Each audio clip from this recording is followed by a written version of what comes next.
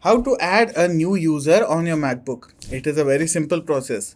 First things first, you want to go to settings. To go to settings, you can go through the dock right over here, or you can also go to the Apple logo and then go to system settings. In system settings, scroll down on your left side till you see users and groups. Click on that. And then you can see over here we have multiple options. First of all, you can see all the users that are already available. But if you want to add a user, you can select add user. To add a new user, if you're not on an admin account, you'll have to put in the user and password and then click unlock. After that, you can see there are a few options. First of all, we have the username, let's say mymactalks. Then we have user type, we have standard, sharing only, and administrator. I'm going to leave it at standard.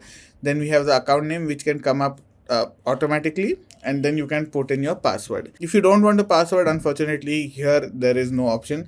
Let's put in a password. For example, I'll put in 1234 so that's easier to remember, and then we'll select create user.